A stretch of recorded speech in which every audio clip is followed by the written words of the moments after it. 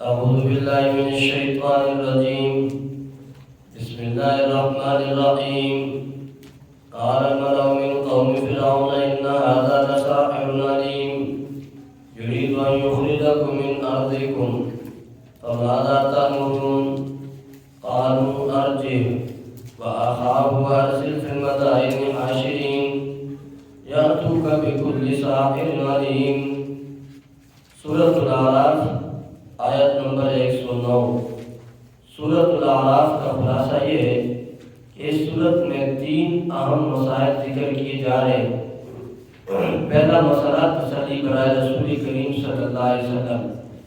دوسرا مسئلہ اتباع ما انزل کا بیان یعنی قرآن مجید کی تابعداری کا حکم. اور اس پر آیت نمبر 11 سے حضرت آدم علیہ السلام اور ابلیس کا واقعہ ذکر کیا گیا. تیسرا مسئلہ توحید باری تعالیٰ کا بیان اور اس کے اوپر نمونے کے طور پر حضرت نوح علیہ السلام، حضرت ہود علیہ السلام، حضرت صالح علیہ السلام، حضرت شعیب علیہ السلام یہ واقعات ذکر ہو چکے. پہلا مسئلہ تسلی برائے رسول کریم صلی اللہ علیہ وسلم اور بہادری کا بیان تھا. اس کے لیے بطور نمونہ حضرت موسیٰ علیہ السلام کا واقعہ آیت نمبر 103 سے شروع کیا گیا. حضرت موسیٰ علیہ السلام کی پہلی دعوت کا ذکر ہے. موسیٰ علیہ السلام فرعون کے دربار میں جا کر کے اللہ کی توحید کا مسئلہ بیان کیا. سب سے پہلے اپنی حیثیت کو ذکر کیا.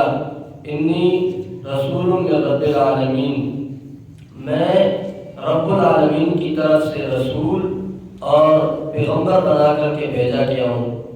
اللہ کا پیغام تجھ تک پہنچانا چاہتا ہوں، اپنی بات نہیں سنانا چاہتا. اس نے کہا جی آپ کوئی نشانی پیش کریں. حضرت موسیٰ علیہ السلام کو اللہ تعالیٰ نے 2 معجزے دیے تھے. ایک یہ کہ لاٹھی سانپ بن گئی، دوسری یہ کہ بغل میں ہاتھ دبایا اور نکالا اور وہ ہاتھ چمکنے لگا.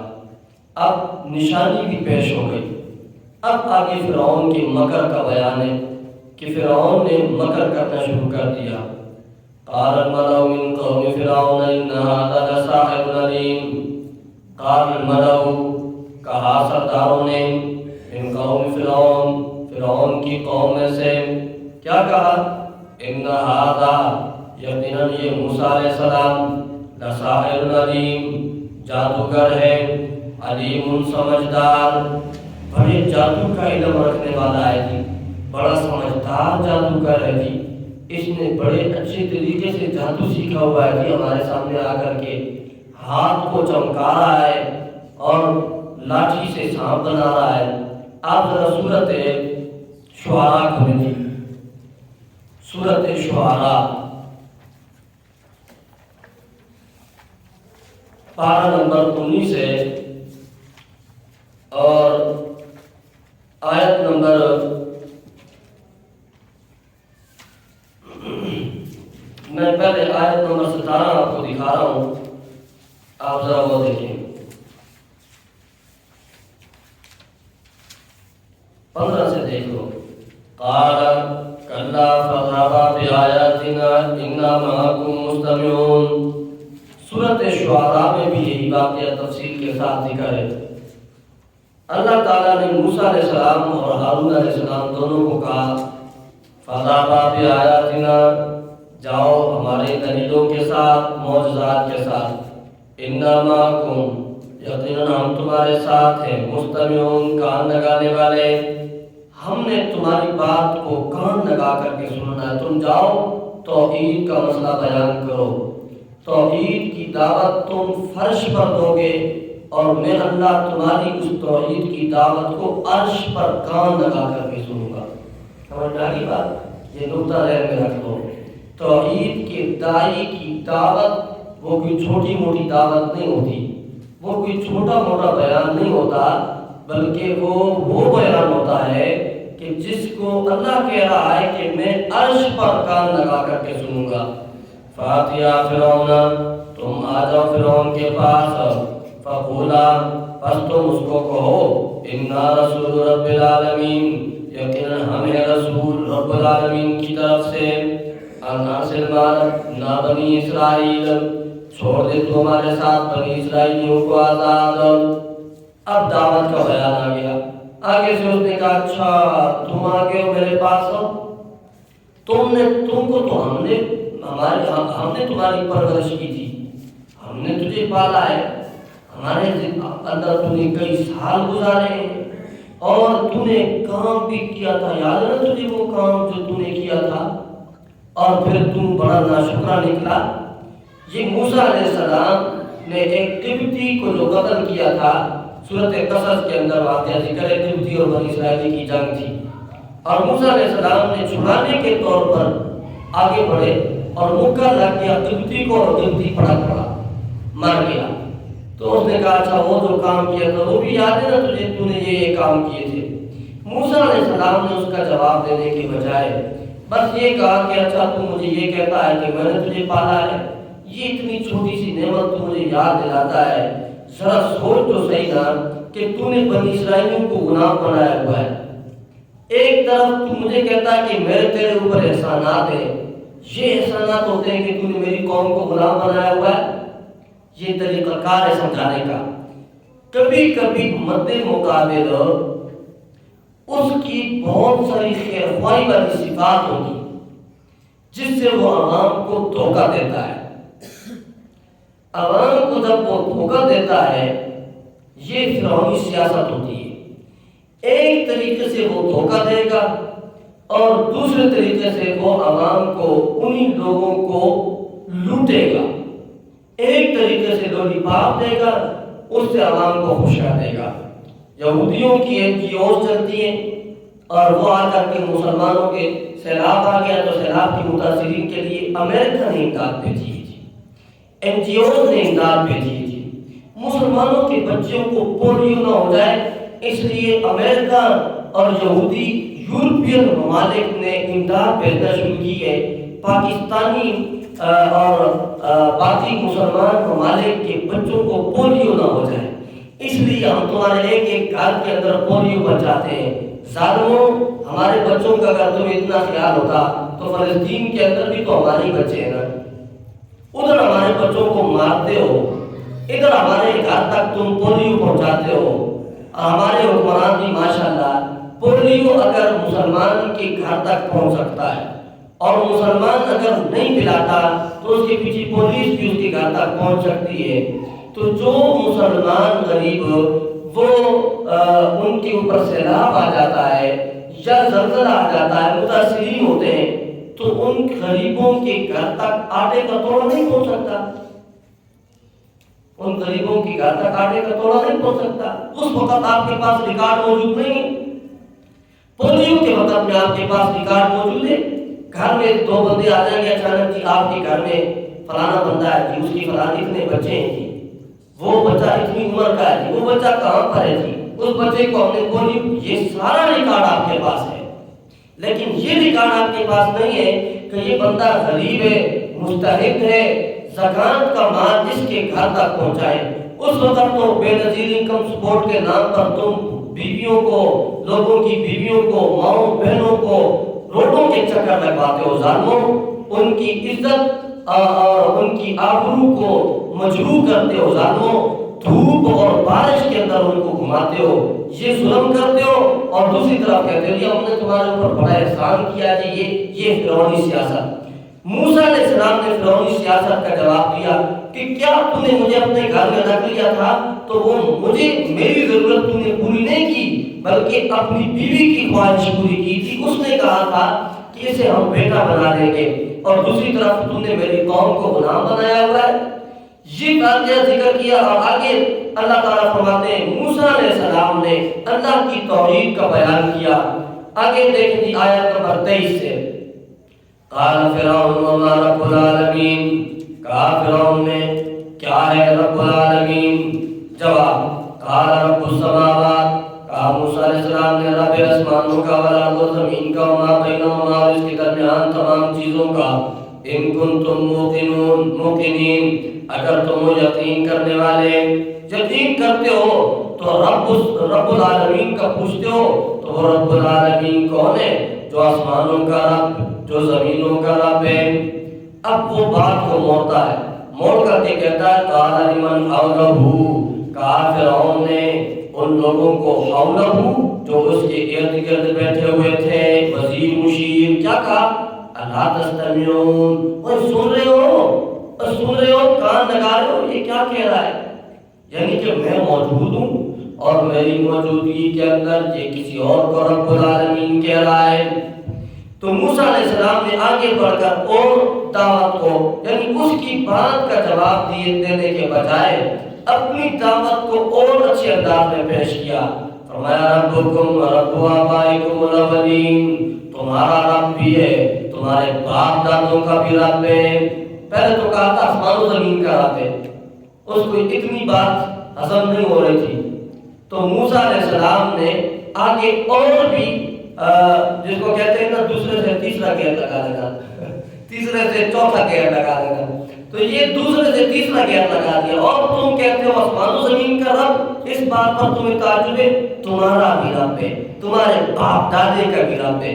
قال ان رسولکم الذی، پھر فرعون نے مذاق اڑایا، یقیناً کہا فرعون نے ان رسولکم الذی، یقیناً تمہارا رسول، الذی ارسل الیکم، جو بھیجا گیا تمہاری طرف، لمجنون، بڑا دیوانہ ہے، بڑا دیوانہ ہے، میں اسے آسمان و زمین کا رب نہیں مانتا، اور یہ کہتا ہے تیرا اور تیرے باپ دادوں کا رب ہے۔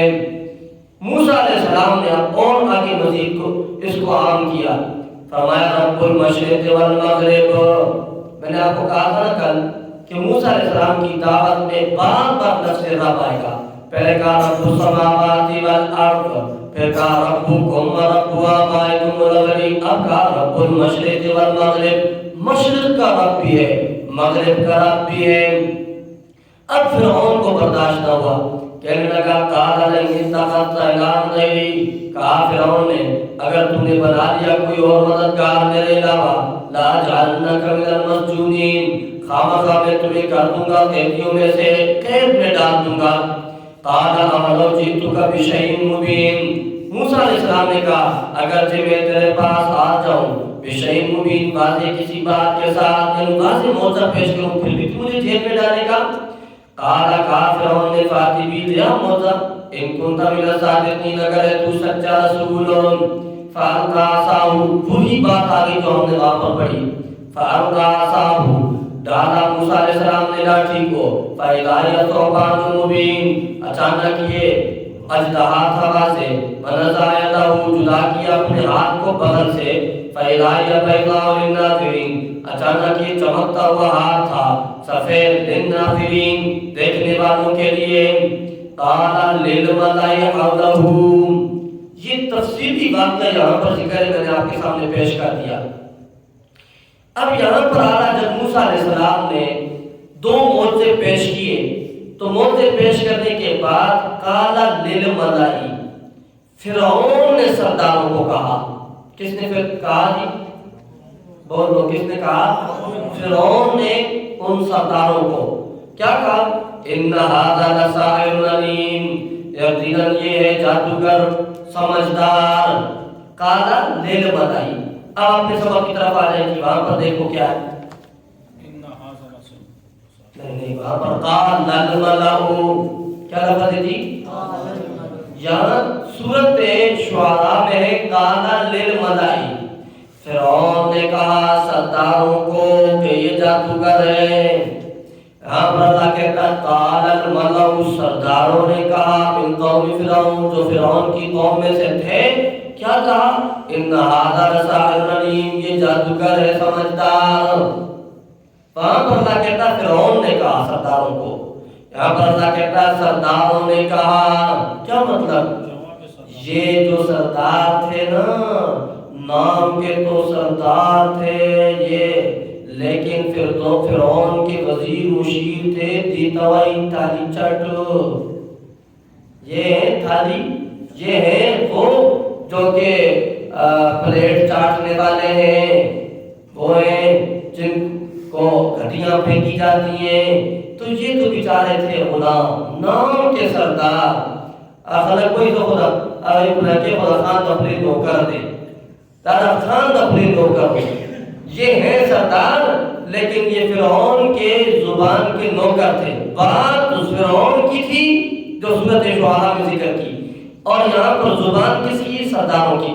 قال الملأ، کہا سرداروں نے، من قوم فرعون، جو فرعون کی قوم میں سے تھے، ان ھذا لساحر، یقیناً یہ جادوگر، علیم، سمجھدار، یرید ان یخرجکم، ایک مکر کہ جی یہ تو بڑا جادوگر ہے، دوسرا مکر کہنے لگا یرید ان یخرجکم، یہ چاہتا ہے کہ تمہیں نکال دے، من ارضکم، تمہاری زمین سے، تمہیں تمہارے ملک سے نکالنا چاہتا ہے، تمہارا ملک قبضہ کرنا چاہتا ہے۔ اوہو، یہ بڑا چالاک کہ جی تمہارے ملک کو قبضہ کرنا چاہتا ہے، یہ جو تمہاری تھوڑی موڑی وزارت ہے نا، بس یہ تمہارا بسرا گول کرنا چاہتا ہے۔